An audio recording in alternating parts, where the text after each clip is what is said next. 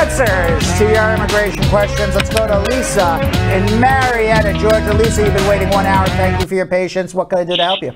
It's all right, Brad. I don't mind staying. You can be late. All right, I'm sure we love it. Thank you. Thank you. What's going on? All right. So I'm sure you remember a couple of weeks ago. That was my birthday. I called you on. Okay. Anyway, 2, possibly 3 questions. First question. My husband he's in Nigeria, and he's wanting to move to South Africa. He's saying things are very bad, kidnappings, riots, what have you. And so my question is can he switch with NVC stage, by the way? Can he switch his interview from Lagos, Nigeria to South Africa without any issue, or does he have to stay in his own country? If he is he doesn't have to stay in his own country. He can go to South Africa. If he ends up having some lawful status in South Africa, you can request the U.S. Embassy in South Africa to take the case. There's no guarantee they will, but you could certainly make that request. But worst comes to worst, he'll get a visa appointment in Nigeria. He doesn't have to live in Nigeria waiting for his visa appointment. He can go to South Africa, and when he gets his visa appointment, he can fly back to Nigeria for the visa appointment. Thank you. That was part of the scenario. Oh my God, thank you. Okay. But you're entitled to request an embassy to process you in a third country, but they have a right to say no. But you could always request it. As long as he can get to the appointment, I think he's fine. Yeah. Well, this is a follow-up question.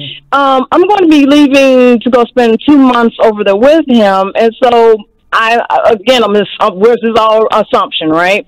So I'm assuming I'm going to have an interview as well here.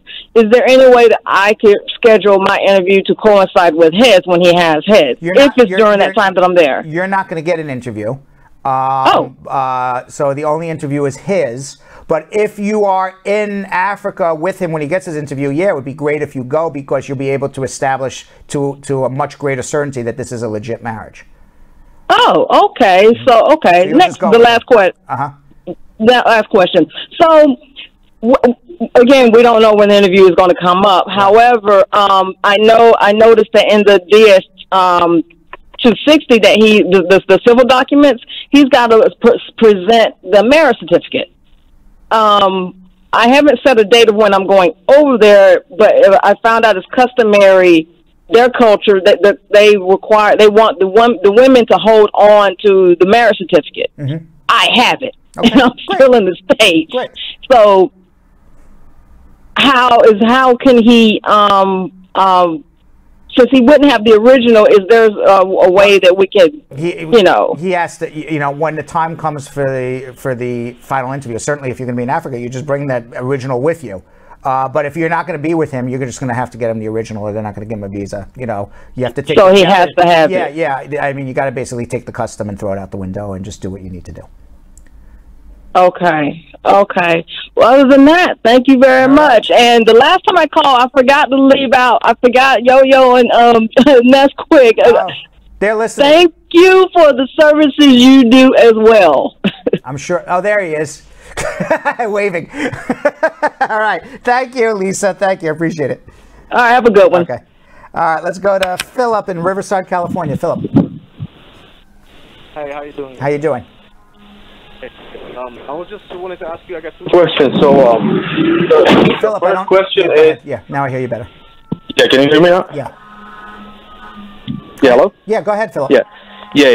So the first question is, I just got my green card like 3 days ago. Congratulations. I received my green card, finally. And before I received my green card, I went for an interview, and I had dismissed... I was in the PC 1000 program. It's a pre-trial diversion. And it was dismissed, so they granted the green card. There is no problem. So, but the thing is, do I need to bring the disposition for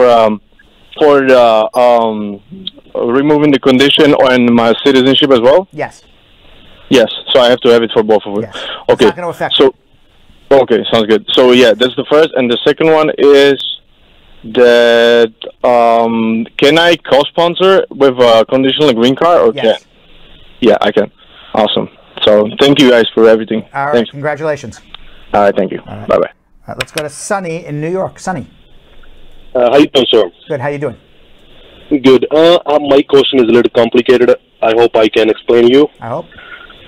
I have a solemn terminate from the immigration judge because I have that I-360 approved from SIJ.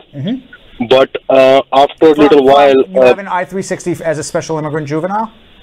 Yeah, so the immigration judge terminate the solemn case. Okay. But I got to revoke that petition. And, you got what? You got a what? I got to revoke the I-360. You got it revoked? Yeah. Why did you get it revoked? Because they will do that, some kind of investigation over to my country, and then they revoke that.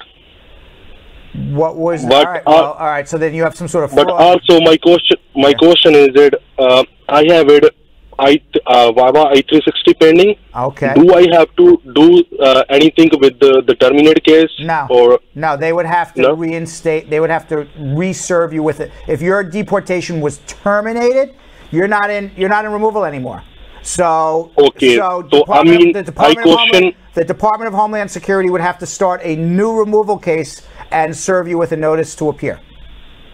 But like I have a SIG appeal pending while now, almost 3 years now, and my VAWA is pending also 2 years now. And you think when I'm gonna reach to the adjustment status, do I have to terminate something before? With the immigration court? I don't think you have to do anything with the immigration court because the judge already terminated your deportation based on what you're telling me. So if that's then you would just file an adjustment. You know, when you're a special immigrant juvenile, you're not a juvenile anymore if you're married and you have a VAWA case. I know. So but, you know, I'm worried about end of the time. Yeah, then they want to say that. A lot of this is a lot, you know, which is probably more than, you know, you can probably even share on a live show. I would suggest you have a consultation. But to answer your immigration questions, number one, if your case is terminated, you don't have to do anything with the judge. So your specific question is, do you have to do anything with the judge? The answer is no, you're not in deportation anymore. They terminated your deportation. So the only thing you have to do is process either the appeal of your SIJ, process your VAWA case, and then ultimately adjust your status. You don't have to do anything with an immigration judge.